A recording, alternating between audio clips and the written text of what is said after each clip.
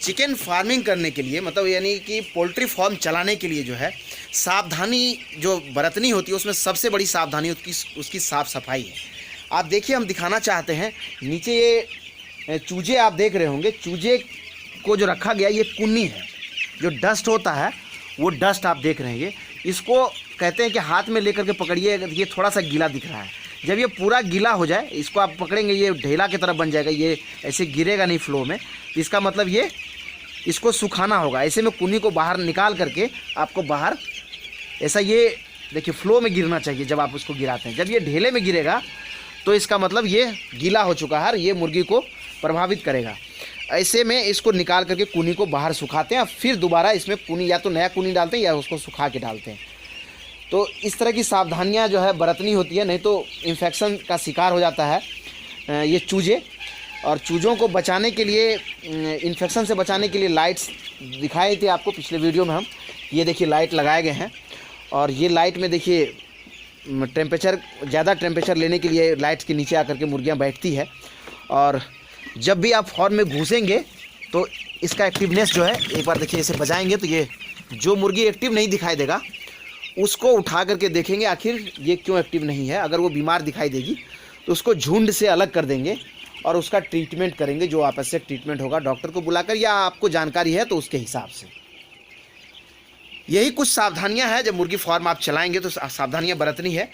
और मुर्गी फार्म को चलाने के लिए जो सबसे बड़ा एक्सपेंस होता है वो इस तरह का घर को बनाने का होता है।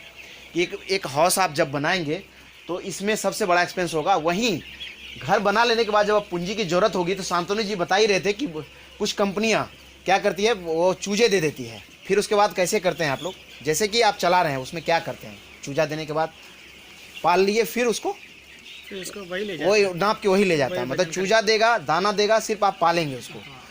मतलब बहुत आसान है अगर आप उसको बना ले। अगर आप खुद का फंड लगा करके नहीं पालना चाहते हैं तो बहुत सारी कंपनियां आपको कांटेक्ट करेगी। आप ऐसा अगर सेट बना लेंगे अपने एरिया में तो आपको वो चूजे के दाने और उसकी दवाइयाँ प्रोवाइड करेगी। और जब वो मुर्गियाँ तैयार हो जाएगी 36 से 40 दिन में, तो वो आपके यहाँ से आकर के वज़न करा करके ले जाएगी और 9 से 10 रुपया पर किलो के मार्जिन से आपको देगा।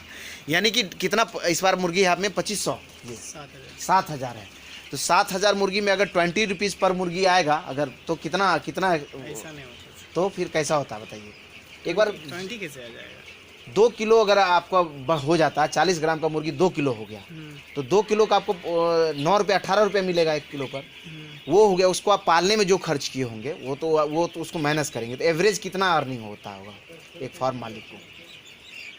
50% आधा खर्चा रखो। अच्छा, जो पैसा आपको 9 रुपये किलो के हिसाब से मिलेगा उसमें आधा आपका खर्च हो जाएगा और आधा का बचत होगा लगभग 40 दिन में।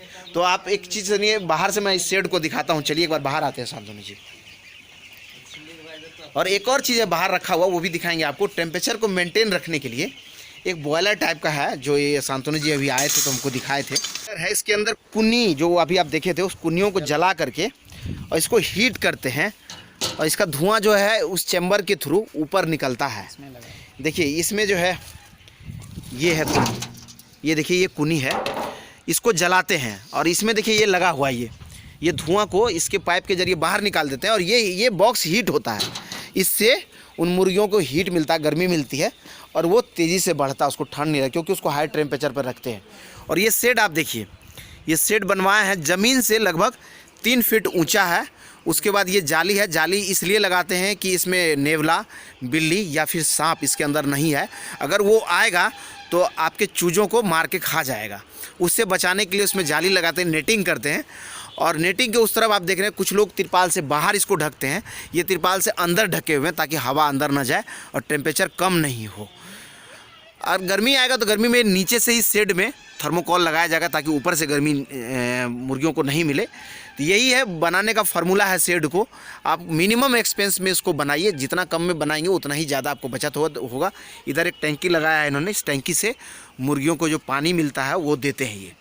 ये 38 बाय 100 फीट का ये फार्म इन्होंने बनाया है। इसमें आधा में ये लगभग 7,000 मुर्गी है अभी।